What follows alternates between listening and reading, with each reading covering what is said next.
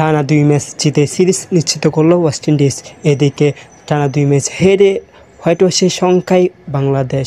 আজ white wash এড়াতে মাঠে নামবে বাংলাদেশ দল।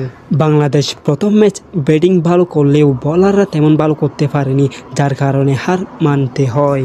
দ্বিতীয় ম্যাচে বাংলাদেশ টসে হেরে ব্যাটিংয়ে নেমে ব্যাটিংয়ে ছন্নছাড়া। কেউ যেন ক্যারিবিয়ানদের বোলারদের কাছে কেউ পাত্তাই পেল না। শেষ পর্যন্ত দলকে টেনে নিয়ে যায় মাহমুদুল্লাহ রিয়াদ এবং তানজিম সাকিব। তাদের 91 রানের জুটিতে বাংলাদেশের সংগ্রহ দাঁড়ায় 228 রান। 228 রান তাড়া করতে নেমে ক্যারিবিয়ানরা যেন হাসি মুখে উড়িয়ে দিল বাংলাদেশকে।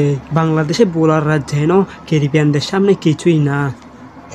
চ্যাম্পিয়ন ট্রফির আগে শেষ ওয়ানডে ম্যাচ খেলতে মাঠে নামবে বাংলাদেশ দল।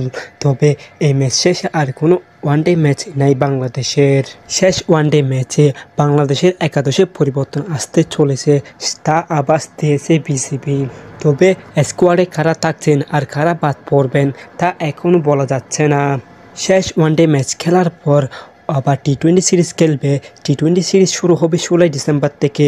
অধিনায়ক করবেন লিটন দাস। আগে থেকেই গুঞ্জন ছিল টি-20 নেতৃত্ব দিবেন মেহেদী হাসান মিরাজ, কিন্তু তা হচ্ছে না। নেতৃত্ব দিবেন লিটন দাস। লিটন দাসকে অধিনায়ক রেখে টি-20 স্কোয়াড ঘোষণা করছে বিসিবি। ফারুক আহমেদ এখন বর্তমানে অবস্থান করছেন ওয়েস্ট ইন্ডিজে জাতীয় দলের সাথে। মুর্শিদুল ইসলাম, ক্রিকেট স্পোর্টস।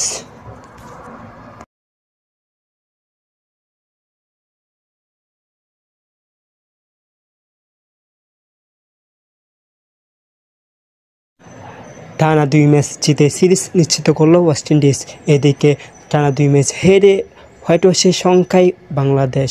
আজ হোয়াইট ওয়াশ এড়াতে মাঠে নামবে বাংলাদেশ দল। বাংলাদেশ প্রথম ম্যাচ ব্যাটিং ভালো করলেও বোলাররা তেমন ভালো করতে পারেনি, যার কারণে হার মানতে হয়। দ্বিতীয় ম্যাচে বাংলাদেশ টসে হেরে ব্যাটিংয়ে নেমে ব্যাটিংয়ে ছন্নছাড়া। কেউ যেন ক্যারিবিয়ানদের বোলারদের কাছে কেউ পাত্তাই পেল না।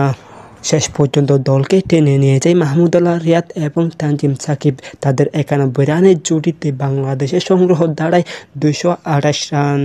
228 রান তাড়া করতে নেমে ক্যারিবিয়ানরা যেন হাসি মুখে উড়িয়ে দিল বাংলাদেশকে। বাংলাদেশের বোলাররা যেন ক্যারিবিয়ানদের সামনে কিছুই না। চ্যাম্পিয়ন ট্রফির আগে শেষ ওয়ানডে ম্যাচ খেলতে মাঠে নামবে বাংলাদেশ দল। তবে এই ম্যাচ শেষে আর কোনো ওয়ানডে ম্যাচ নাই বাংলাদেশের। শেষ ওয়ানডে ম্যাচে বাংলাদেশের